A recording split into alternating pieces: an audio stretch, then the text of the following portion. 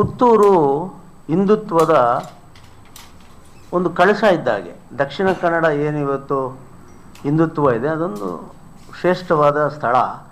ಅಲ್ಲಿ ಹಿಂದುತ್ವವನ್ನೇ ನಂಬಿಕೊಂಡಿರ್ತಕ್ಕಂಥ ವಿಶ್ವಕರ್ಮ ಸಮಾಜದ ಒಂದು ಹೆಣ್ಮಗು ಈ ಥರ ಅನ್ಯಾಯ ಆದಾಗ ಯಾರು ನಮಗೆ ರಕ್ಷಣೆ ಮಾಡ್ತಾರೆ? ಏನು ನಾವೇನು ಅಂದ್ಕೊಂಡಿದ್ವಿ ಅದೆಲ್ಲ ಉಲ್ಟಾ ಆಗೋಯ್ತು. ಈಗಲೂ ವಾದ ಮಾಡೋಕ್ಕೆ ಶುರು ಮಾಡಿದ್ರು, ಅವರೇ ಸಾಧ್ಯನೇ ಇಲ್ಲ, ನಂದೇ ಮಗುವಲ್ಲ ಅನ್ನೋ ಥರ ಶುರುವಾಯಿತು. DNA ರಿಪೋರ್ಟ್ ಬಂದ ಮೇಲೆ ಎಲ್ಲರೂ ಕರೆದವರಿಗೆ ಜೋರು ಮಾಡಿ ಒಪ್ಪಿಸ್ತಾರೆ ಅಥವಾ ಪ್ರೀತಿಯಿಂದ ಒಪ್ಪಿಸ್ತಾರೆ ಅಂತ ನಾನು ಭಾವಿಸಿದ್ದೆ. ಅದೇನೂ ಆಗಲಿಲ್ಲ. ಅದು DNA ರಿಪೋರ್ಟೇ ನಮ್ದಲ್ಲ ಅನ್ನೋ ರೀತಿಯಲ್ಲಿ ಅವ್ರು ಮಾತಾಡ್ತಾರೆ. ಅವ್ರು ಮಾಡಬೇಕು, ಇಲ್ಲ ನನ್ನ ಮಗನ ಭವಿಷ್ಯಕ್ಕೆ ತೊಂದರೆ ಆಗುತ್ತೆ, ನಾವು ಮಾಡೋಣಪ್ಪ ಅಂತ ನಮ್ಮ ಹತ್ರ ಬರಬೇಕು.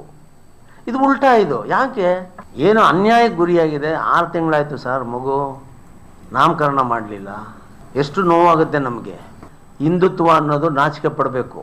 ಯಾರೇ ಆಗಲಿ ಜಾತಿಯನ್ನು ಮೀರಿ ಧರ್ಮವನ್ನು ಮೀರಿ ಹೆಣ್ಮಕ್ಕಳಿಗೆ ನ್ಯಾಯ ಕೊಡಬೇಕು. ಇಲ್ಲಿ ಜಾತಿನೂ ತರಬಾರ್ದು, ಧರ್ಮನೂ ತರಬಾರ್ದು.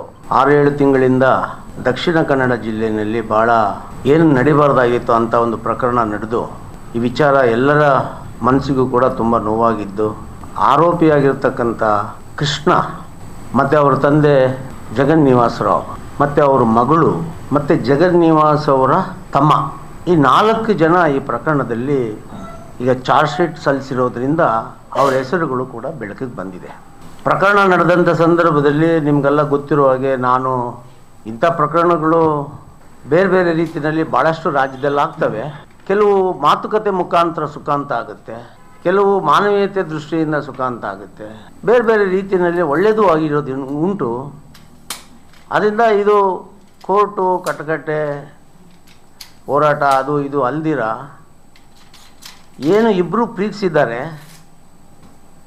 ಇದನ್ನು ಸರಿ ಮಾಡಿಸೋವಂಥ ಒಂದು ಸಂಧಾನನೂ ಕೂಡ ಯಾರಾದರೂ ಮಾಡ್ಬೋದು, ನೋಡೋಣ ನಾನೇ ಮಾಡ್ಬೋದು ಅಂತೇಳಿ ಯಾವುದೇ ಅವರ ವಿರುದ್ಧ ಯಾವುದೇ ರೀತಿಯಲ್ಲೂ ಕೂಡ ನಾನು ಮಾತಾಡ್ದಿರ ಈ ಪ್ರಕರಣದಲ್ಲಿ ಪೂಜಾ ಆಚಾರ್ಯರು ಕೂಡ ಮತ್ತು ಕೃಷ್ಣ ಅವರು ಕೂಡ ಇಬ್ಬರೂ ಕೂಡ ತಪ್ಪು ಮಾಡಿದ್ದಾರೆ.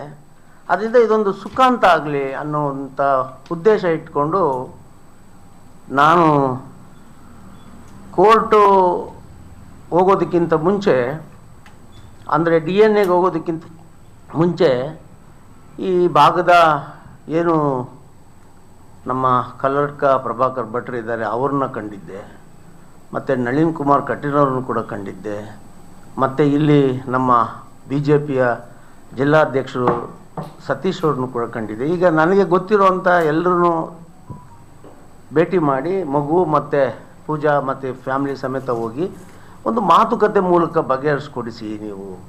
ಯಾಕಂದರೆ ಇದು ಪುತ್ತೂರು ಹಿಂದುತ್ವದ ಒಂದು ಕಳಶ ಇದ್ದಾಗೆ. ದಕ್ಷಿಣ ಕನ್ನಡ ಏನಿವತ್ತು ಹಿಂದುತ್ವ ಇದೆ ಅದೊಂದು ಶ್ರೇಷ್ಠವಾದ ಸ್ಥಳ.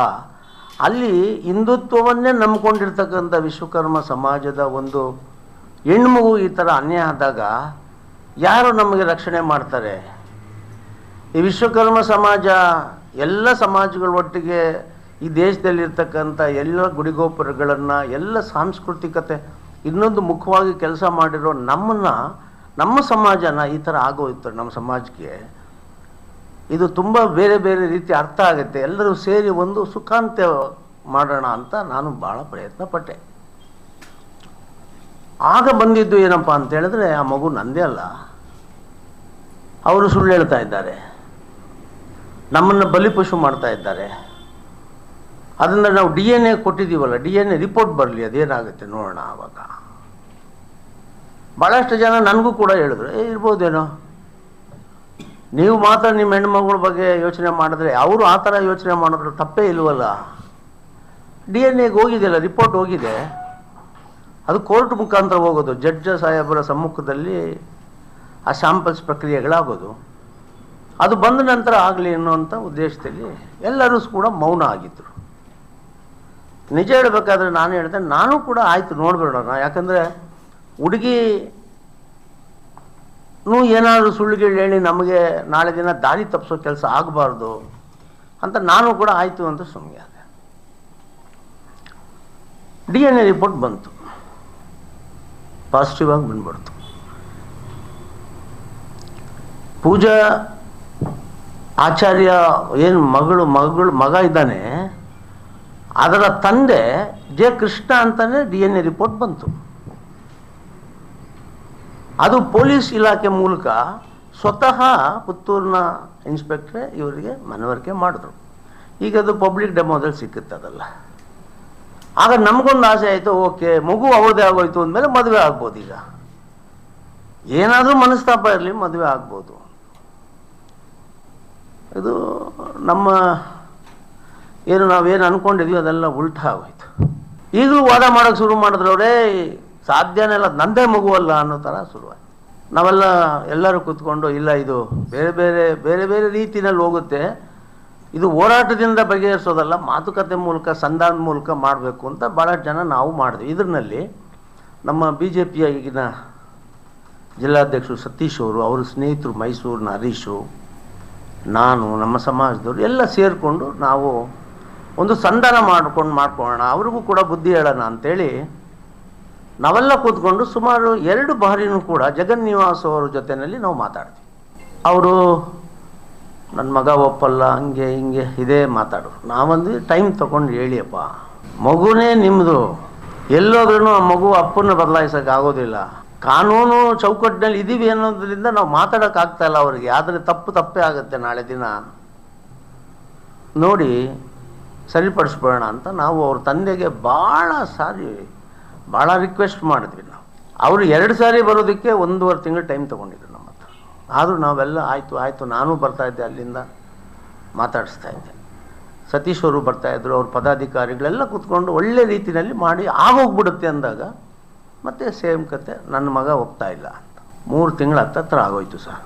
ಇದ್ರ ಮಧ್ಯೆ ನನ್ನ ಮೇಲೆ ಕೆಲವು ಆರೋಪಗಳು ಶುರುವಾಯಿತು ಸಮಾಜದಲ್ಲಿ. ನಂಜುಂಡಿಯವರು ಅಷ್ಟು ಜೋರಾಗಿ ಹೋರಾಟ ಮಾಡಿದ್ರು, ಈಗ ನೋಡಿದ್ರೆ ಸುದ್ದಿನೇ ಇಲ್ಲ. ಇವರೆಲ್ಲ ಅವ್ರ ಜೊತೆ ಶಾಮೀಲಿ ಆಗ್ಬಿಟ್ಟಿದ್ದಾರೆ ಅಂತ. ಹಣದಕ್ಕೋ ಮತ್ತೊಂದಕ್ಕೋ ಮಗದೊಂದಕ್ಕೋ ಬಗ್ಗುವಂಥವನ್ನಲ್ಲ ನಾವೆಲ್ಲ ಒಂದು ಕೊಳಚೆ ಪ್ರದೇಶದಿಂದ ಬಂದಿರೋ, ಇದೆಲ್ಲ ನೋಡಿರ್ತೇವೆ. ನ್ಯಾಯ ಸಿಗಬೇಕು ಅನ್ನೋ ಕಾರಣಕ್ಕೆ ಪ್ರಚಾರ ರಹಿತವಾದಂಥ ಸಂಧಾನ ಮಾಡಬೇಕು ಅಂತ ನಮ್ಮ ಉದ್ದೇಶ. ಸಂಧಾನಕ್ಕೂ ಕೂಡ ಪ್ರಚಾರ ಬೇಕಾಗಿಲ್ಲ, ಇದು ಒಳಗಡೆ ಮಾಡಬೇಕು ಅಂತಲೇ ಎಲ್ಲ ಭಾಳ ತೂಕವಾಗಿರೋ ವ್ಯಕ್ತಿಗಳ ಜೊತೆ ಮಾತಾಡಿದ್ವಿ.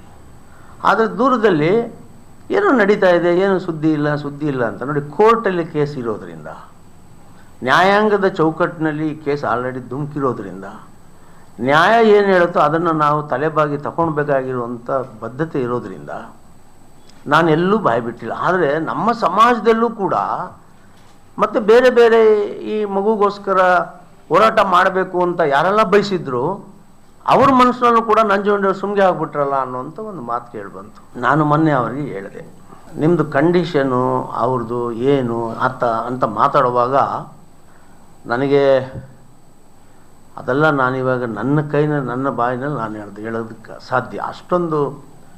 ಅಷ್ಟೊಂದು ಅವರ ಕಂಡೀಷನ್ನೆಲ್ಲ ಹೇಳೋಕ್ಕಾಗದೇ ಇರೋವಂಥದ್ದು. ಈಗ ಅದಕ್ಕೆ ಅದನ್ನು ನಾವು ವಕೀಲರಿಗೆ ಕೊಟ್ಟಿದ್ದೇನೆ.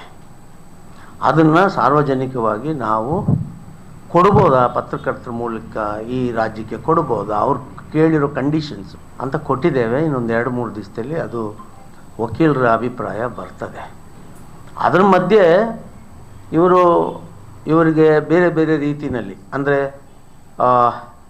ಒತ್ತಡಗಳು, ಮತ್ತೊಂದು ಮಗದೊಂದು ಇವ್ರಿಗೆ ಬಂದು, ಇವರು ಕೂಡ ಏನು 3 ತಿಂಗಳಾಯಿತು, ಬರೀ ಅವರು ಇವತ್ತು ನಾಳೆ ಅಂತಾರೆ. ಅವ್ರು ಕೇಳಿರೋದೆಲ್ಲ ನಮ್ಮ ಕೈನಲ್ಲಿ ನಾವು ಕಲ್ಪನೆ ಕೂಡ ಮಾಡೋಕ್ಕಾಗಲ್ಲ, ಅಂಥ ಕಂಡೀಷನ್ಗಳು ಅವ್ರು ಕೇಳ್ತಾರೆ. ಅದು ಮಾಡೋಕ್ಕಾಗಲ್ಲ ಅಣ್ಣ, ನಾವು ಕೋರ್ಟ್ ಮೂಲಕ ಬಗೆಹರಿಸೋಣ.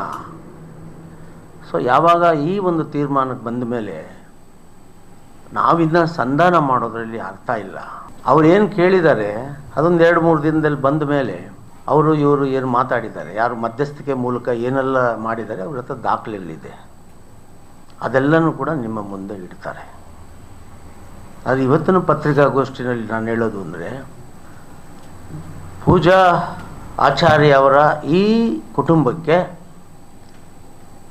ಕಾನೂನು ಹೋರಾಟ ಒಂದು ತಾರ್ಕಿಕ ಅಂತ್ಯ ಕಾಣೋವರೆಗೂ ಕೂಡ ವಿಶ್ವಕರ್ಮ ಸಮಾಜ ಇವರ ಬೆನ್ನಿಂದೆ ಇರ್ತದೆ.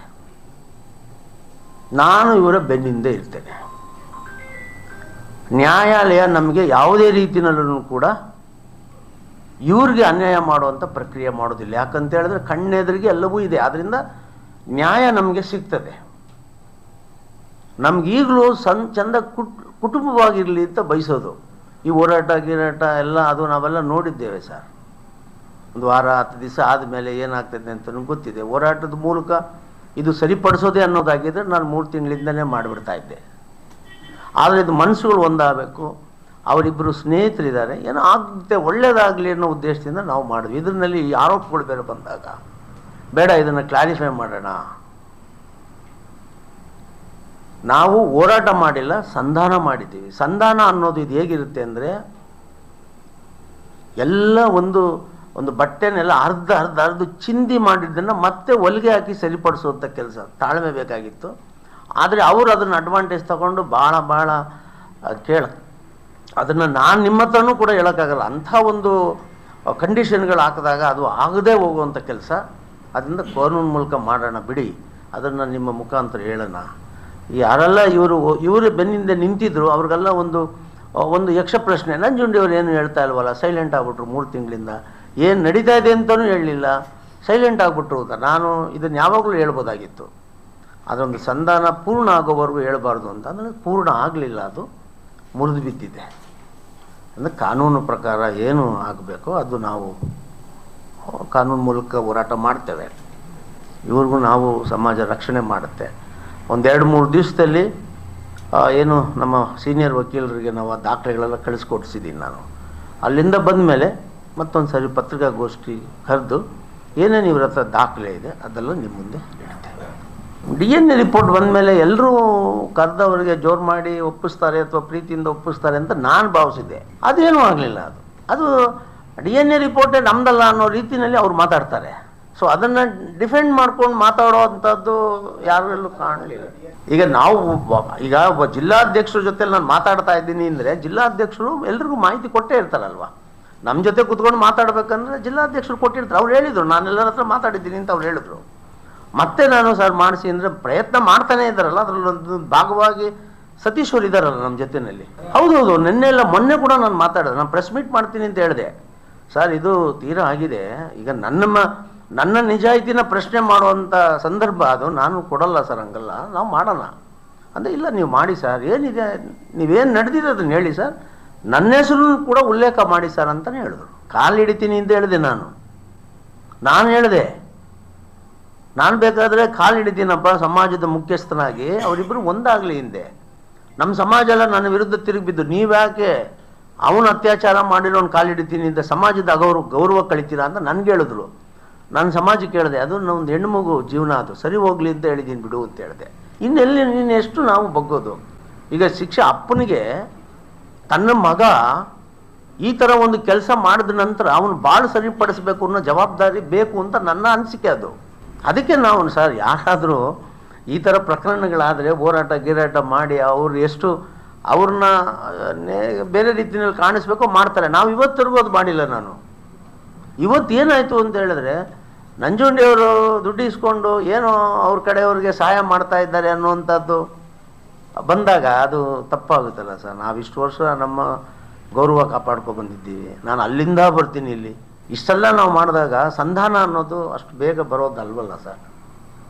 ಅದು ಅವ್ರಿಗೆ ಆ್ಯಕ್ಚುಲಿ ನಿಜ ಹೇಳ್ಬೇಕಾದ್ರೆ ನಾನು ಮಾಡೋ ಕೆಲಸ ಅವ್ರು ಮಾಡಬೇಕು. ಇಲ್ಲ ನನ್ನ ಮಗನ ಭವಿಷ್ಯಕ್ಕೆ ತೊಂದರೆ ಆಗುತ್ತೆ, ನಾವು ಮಾಡೋಣಪ್ಪ ಅಂತ ನಮ್ಮ ಹತ್ರ ಬರಬೇಕು.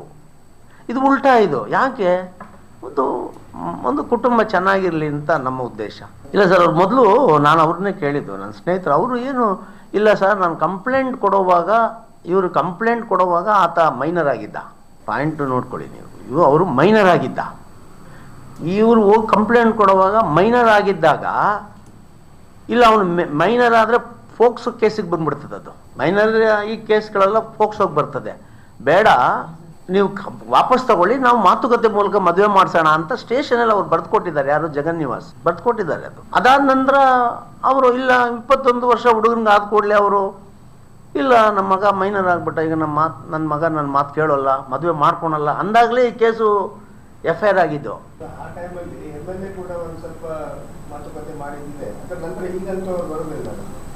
ಇಲ್ಲ, ಬರೋಲ್ಲ. ನಾನು ಅವ್ರು ಕೇಳಲಿಲ್ಲ, ನಾನು ಅವ್ರನ್ನ ಕೇಳಲಿಲ್ಲ. ಯಾಕಂದರೆ ಏನಿದೆ ಯಾರಿಗೂ ಗೊತ್ತು ಸರ್, ಇದೆಲ್ಲ ಈ ವಿಚಾರ ಎಲ್ಲ ನಾನು ಹೋಗಿ ಹೇಳೋದಲ್ಲ. ಅವರು ಯಾರ್ಯಾರಿಗೆ ಇಂಟ್ರೆಸ್ಟ್ ಇದ್ರ ಬಗ್ಗೆ ಇದೆಯೋ ಅವ್ರು ಮಾಡಬೇಕು. ನನಗೆ ಇಂಟ್ರೆಸ್ಟ್ ಇದೆ, ನಾನು ಮಾಡಿದ್ದೀನಿ. ಹಂಗಂತ ಅವ್ರ ಮೇಲೆ ನಾನು ಯಾವ ಆರೋಪನೂ ಮಾಡೋಲ್ಲ. ಇನ್ನೊಂದು 2-3 ದಿವಸದಲ್ಲಿ ಆ ರೆಕಾರ್ಡ್ ದಾಖಲೆ ಕೂಡ ಬರ್ತದೆ, ಬಂದಾಗ ಮಾಡ್ತಾರೆ. ನನ್ನ ಇದು ಉದ್ದೇಶ ಇಷ್ಟೇ ಸರ್, ಯಾರೂ ಕಾನೂನಿಗಿಂತ ದೊಡ್ಡವರಿಲ್ಲ. ಒಂದು ಸಾರಿ ಕಾನೂನು ತನ್ನದೇ ಆದಂಥ ನಿರ್ಣಯ ತಗೊಂಡ ನಂತರ ಸಂಧಾನಕ್ಕೆ ದಾರಿ ಇರೋದಿಲ್ಲ.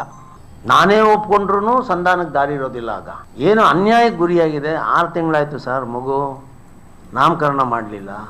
ಎಷ್ಟು ನೋವಾಗುತ್ತೆ ನಮಗೆ. ನಮ್ಮಂಥ ನಿರ್ಲಕ್ಷಿತ ಸಮಾಜಗಳಿಗೆ ಹಿಂಗಾಗ್ಬಿಟ್ರೆ ಇನ್ನು ನಮಗಿಂತ ಕೆಳಗಡೆ ಇರೋ ಇನ್ನೂ ಅತಿ ನಿರ್ಲಕ್ಷ್ಯ ಸಮಾಜಗಳ ಕಥೆ ಹೇಗೆ? ಸಮಾಜಗಳಿಗೆ ರಾಜಕೀಯ ಶಕ್ತಿ ಇಲ್ಲ ಅನ್ನೋ ಒಂದೇ ಕಾರಣ, ಆರ್ಥಿಕ ಸ್ಥಿತಿ ಇಲ್ಲ ಅನ್ನೋ ಒಂದೇ ಕಾರಣ, ಇವರು ಬಡವರು ಅನ್ನೋ ಒಂದೇ ಕಾರಣಕ್ಕೆ ಈ ಥರ ಪ್ರಕರಣಗಳೆಲ್ಲ ಮುಚ್ಚೋಗ್ಬಿಟ್ರೆ ಮತ್ತು ಸಂವಿಧಾನಕ್ಕೆ ಏನು ಬೆಲೆ ಇದೆ? ಹಿಂದುತ್ವ ಅನ್ನೋದು ನಾಚಿಕೆ ಪಡಬೇಕು. ಯಾರೇ ಆಗಲಿ ಜಾತಿಯನ್ನು ಮೀರಿ, ಧರ್ಮವನ್ನು ಮೀರಿ ಹೆಣ್ಮಕ್ಕಳಿಗೆ ನ್ಯಾಯ ಕೊಡಬೇಕು. ಇಲ್ಲಿ ಜಾತಿನೂ ತರಬಾರ್ದು, ಧರ್ಮನೂ ತರಬಾರ್ದು. ಆದರೆ ಎಲ್ಲದಕ್ಕೂ ಒಂದು ಕಾರಣ ಇಟ್ಟುಕೊಂಡು ಕೋರ್ಟು ಅಂದರೆ ಅದರ ಅರ್ಥ ಏನಾಗುತ್ತೆ? ಇವರು ಬಡವರು ಅಂತ ಅಷ್ಟೇ, ಬಡವರಿಗೆ ನ್ಯಾಯ ಸಿಗಬಾರ್ದು ಅನ್ನುವಂಥದ್ದೇ ಕೆಲವರು ಪಟ್ಟಬದ್ಧ ಹಿತಾಸಕ್ತಿಗಳ ಹುನ್ನಾರ.